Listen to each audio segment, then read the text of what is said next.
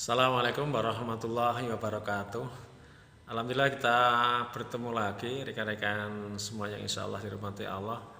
Kemarin ada permintaan dari dua orang teman agar saya mereview kembali konsep Stephen ya, karena memang beberapa rekan netizen yang belum paham dengan mendalam itu apa itu Stephen, dan juga bagi Stephen sendiri kadang-kadang juga perlu review ya, agar mereka lebih memahami dan bisa mempraktikkan ilmu Stephen ini dalam keseharian.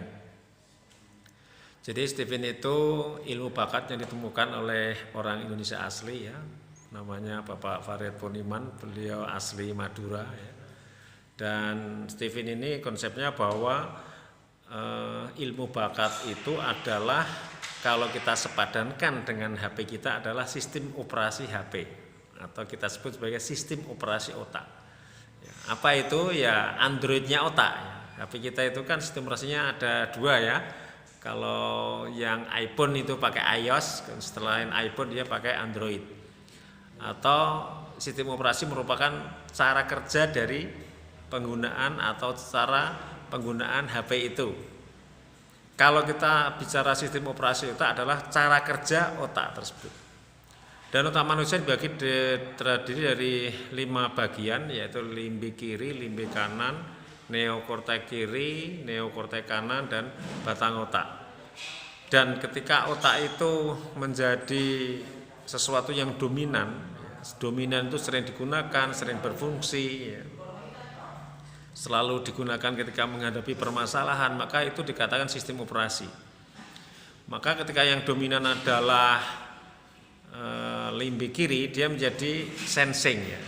Sensing ini otaknya mengendalikan otot, maka dia akan suka menggerakkan otot agar otaknya menjadi fresh ya, menjadi segar kembali. Maka orang insting sukanya menggerakkan badan ya, mainan, olahraga dan sejenisnya ya. Dia suka menggerakkan badan, maka ketika dia mau belajar atau ingin melakukan sesuatu yang itu merupakan beban, maka dia harus menggerakkan badan, berkeringat, otaknya fresh, maka dia baru bisa menjalankan sesuatu itu dengan semangat gitu ya. Ketika otaknya dominan menggerakkan otot, maka orang itu akan menjadi sifat yang cuek ya.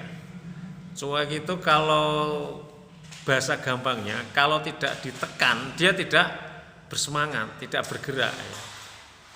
Maka dalam video sebelumnya saya katakan sensing itu harus ditekan pola asuhnya agar dia mau bersemangat dan berkarya dengan baik. Tetapi biar dia tidak stres setelah mencapai target harus dikasih syarat ya, menekan bersyarat ya, ditekan untuk berprestasi, setelah mencapai target kita kasih hadiah gitu ya.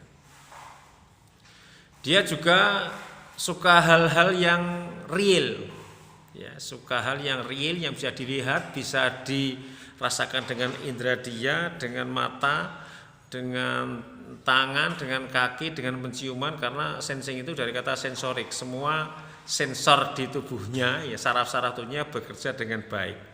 Maka dia ketika melakukan sesuatu ya butuh kepastian, harus bisa dilihat, bisa dirasakan. Sehingga anak sensing ini jadi pencemas. Kenapa? Ketika dia hanya diberi gambaran saja, tidak bisa dilihat langsung apa yang dikatakan orang itu, dia jadi nggak pede, maka dia pencemas itu ya. Dia juga suka rapi. Kenapa? Karena dia sukanya adalah tadi penginderaan. Kemudian yang kedua adalah thinking, dipicu oleh belahan otak neokorteks kiri sebagai sistem operasinya ya. Karena otaknya mengendalikan semua otak ya, maka dia suka berpikir, banyak berpikir, sedikit bicara. Kalau bicara sukanya yang masuk akal. Kalau sesuatu yang tidak masuk akal biasanya dia debat. Dia akan diskusi sampai bisa mengalahkan lawan bicaranya ya. Karena dia mengandalkan logika, maka suka yang efektif dan efisien ya, suka tertarget, suka kebersihan ya, suka mandiri ya. itu adalah semua karakter yang dipicu oleh thinking yang logis ya, yang masuk akal. Kemudian dia termasuk orang yang serius. Kenapa? Semua dipikir. Segala sesuatu dia pikir dan ingin dia selesaikan saat itu juga beberapa pekerjaan. Akhirnya biasanya ketika pekerjaan itu tidak selesai dia jadi pusing sendiri. Maka penyakitnya nanti thinking itu ya migrain, vertigo kayak gitu ya. Obatnya apa untuk pencegahan? Ya harus banyak rekreasi. Rekreasinya thinking itu beternak, berkebun atau traveling ya, jalan-jalan motor, naik mobil itu ya. Thinking itu otaknya mengendalikan semua otak, organ terkuatnya ginjal ya. Ginjal itu tugasnya kan menyaring darah. Ketika dia sedikit minum, dan aslinya orang thinking itu dia sedikit minum. Ketika dia sedikit minum, maka dia nanti penyakitnya adalah ya ginjalnya akan kena ya. Kenapa thinking sedikit minum? Karena memang ginjalnya kuat, hanya dengan sedikit minum darah yang tersaring di ginjal bisa maksimal, kemudian dikirim ke otak yang sebelumnya diberi oksigen di paru-paru, dia bisa bertahan lama dalam berkonsentrasi atau memikirkan sesuatu. Tapi kalau dalam waktu lama dia minumnya sedikit, maka dia akan terkena penyakit ginjal. Maaf ada yang kelewatan tadi, untuk sensing itu otaknya mengendalikan otot, organ terkuatnya perut ya. Jadi cara kerja tubuhnya makan kenyang ya, pakai karbohidrat yang banyak mengandung karbo, kemudian menggerakkan badan, otaknya fresh, siap belajar atau bekerja. Maka sensing ketika usia di atas 30 tahun dia kurang olahraga yang membakar karbo, tetapi masih terlalu banyak makan yang mengandung ya tepung, nasi, karbohidrat intinya ya, maka nanti penyakitnya biasanya adalah diabetes. Yang ketiga, neokortex kanan akan menghasilkan orang intuiting. Intuiting itu otaknya mengendalikan perut, organ terkuatnya saraf.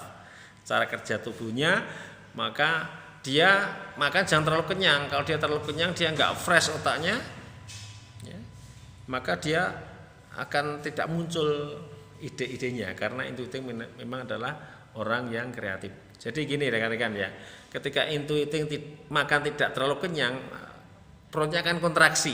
Kalau kekenyangan kan tidak kontraksi, biasanya dia ngantuk. Hampir 100% anak intuiting yang saya tanya atau orang intuiting ketika terlalu kenyang dia ngantuk. Itu ciri khas dari intuiting. Ketika dia tidak terlalu kenyang, perutnya berkontraksi, menjadikan otaknya fresh, otak memerintah saraf untuk memproduksi ide-ide. Maka untuk bisa belajar dan bekerja dengan baik, intuiting harus ya makan sedikit, syukur banyak puasa. Kalau makan jangan terlalu kenyang ya. Dia anaknya usil. Kenapa usil? Biasanya karena tidak tersalur bakatnya, suka cerita yang inspiratif ya, suka perfect ya, karena dia orang seni, sukanya ya kalau mengasih sesuatu harus sempurna, kalau nggak sempurna dia nggak puas itu. Orangnya pede ya, karena memang orang seni kan harus pede ketika menciptakan hal-hal yang baru. Kalau masih kecil biasanya ketika ada tamu dia sukanya caper. Kalau marah agak tidak terkendali biasanya kalau masih kecil, yang melempar-lempar barang ya, menjedar pintu ya, membanting pintu, membanting jendela gitu ya, kadang mukul temennya gitu ya. Dia suka seni, menggambar, mewarnai, membuat hiasan dinding dan lain-lain. Dan dia keras kepala. Kenapa keras kepala? Karena intuiting itu kelebihannya adalah paling pintar menyederhanakan masalah. Nah, ketika dia seperti itu maka merasa dia lebih pintar dari temannya, sehingga karakter dasar dari intuiting diantaranya dia menjadi orang yang sombong ya, cenderung sombong dan keras kepala, sulit dinasihati. Dia pelupa karena memang intuiting suka merancang masa depan. Orang yang suka merancang masa depan biasanya dia untuk hal-hal teknis harian dia jadi pelupa, tidak mau ditekan dan gengsinya tinggi ya. Itu karakter intuiting. Yang keempat, feeling dipicu oleh neokortex limbik kanan, otaknya mengendalikan paru-paru, organ terkuatnya juga paru-paru. Nanti penyakitnya juga paru-paru. Maaf ada yang kelewatan tadi, intuiting yang sering terjadi adalah dia sakit di perut, yaitu MAH. Karena apa? Ketika dia sudah mengerjakan sesuatu, terutama yang sifatnya seni, dia asik di situ sampai lupa makan, akhirnya kena mah. Sebetulnya bukan lupa makan, ketika dia semakin kosong perutnya, otaknya semakin fresh, ide semakin keluar, semakin cerdas, sehingga dia malas makan. Karena dengan tidak makan itu dia bisa segera menyelesaikan pekerjaannya, maka penyakitnya mah. Kemudian yang penyakit yang kedua yang sering menghinggapi intu eating adalah sarafnya sering konslet ya. Sarafnya sering error, jadi sehingga yang depresi, yang kabur dari pondok, mogok sekolah itu ya anak intu eating. Belasan yang saya tangani semuanya intu eating ya. Maka dia maaf saya juluki intu eating itu kalau di pondok ahlul minggatan, kalau di sekolah ahlul mogokan ya. Di sekolah suka mogok, kalau di pondok biasanya sukanya kabur gitu ya. Itu intu eating. Tambahannya ya, sekarang kami ke feeling. Karena organ terkuat dan otaknya mendengarkan paru-paru, maka paru-paru ini harus diolah untuk kegiatan yang baik-baik agar dia menjadi semangat, tambah sehat, tambah cerdas. Apa itu? Bicara yang baik-baik. Saya bicara seperti ini kan paru-paru saya kontraksi ya, menghirup napas keluar, maka dia menjadikan otaknya feeling fresh sehingga di situ dia akan tambah sehat, tambah semangat, tambah cerdas. Feeling wawa alam ya, karena pusatnya di dada sini, dia menjadi orang yang baperan ya, perasa, mudah sakit hati, mudah tersinggung, karena orang sakit hati kan di dada ya rasanya ya. Ya dia orangnya suka bicara dan malas mikir ya, malas kegiatan fisik juga, karena dia suka bicara ya orangnya santai, bekerja santai, belajar santai gitu ya. Intinya adalah dia mengandalkan bicara, tetapi di balik kekurangannya yang terlalu santai itu, dia lebih dewasa dari usianya. Kalau bicara ya masih kecil, masih SD, masih TK, biasanya bicaranya seperti orang dewasa ya. Suka memimpin juga, karena memang feeling ini bakatnya maaf jadi pucuk pimpinan ya. Dia pemalas kan, berarti ya dia harus menduduki pucuk pimpinan. Tapi nanti dalam video selanjutnya ketika mental feeling sudah positif ya, dia tidak harus jadi pemimpin terus, dia tidak harus dia yang mengarahkan, dia harus mau juga diarahkan ya, dan juga dia harus mau pekerjaan teknis itu nanti setelah mental positifnya dimunculkan. Yang terakhir batang otak itu menjadikan dia anak atau orang insting, otaknya mengendalikan jantung, organ kuatnya jantung, maka dia akan tambah sehat, tambah semangat atau cerdas kalau jantungnya diolah agar berdegup kencang, uji adrenalin ya. Maka anak insting ini sukanya kegiatan yang serba cepat, serba mendadak, spontan ya, suka manjat-manjat ya, naik pohon, manjat pagar, kemudian kadang sampai genting ke rumah ya. Kemudian kalau masih kecil ya naik kursi loncat, naik meja loncat, kadang sampai naik almari kemudian loncat ya, dan seterusnya.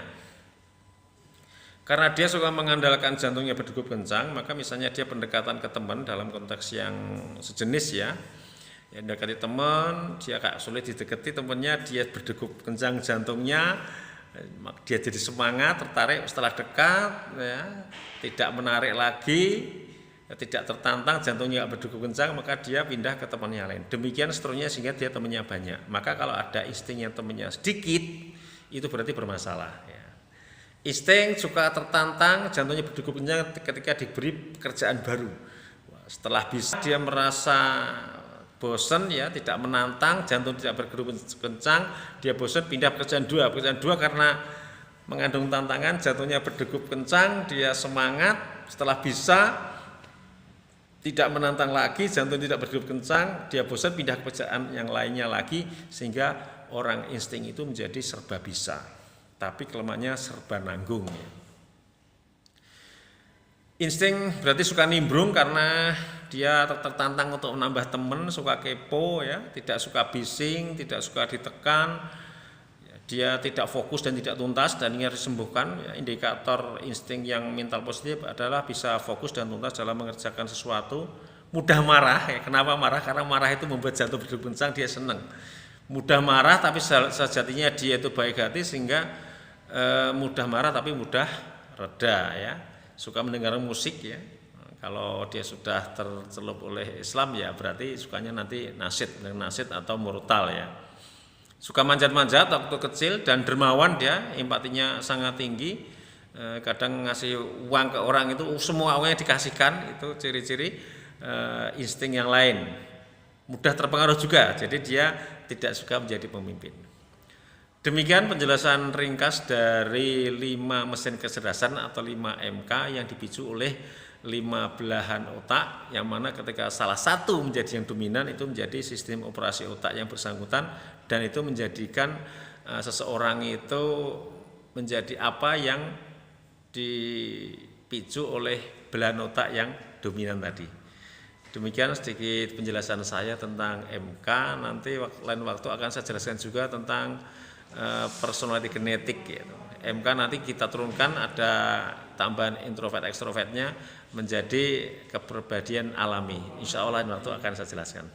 Demikian dari saya. Assalamualaikum warahmatullahi wabarakatuh.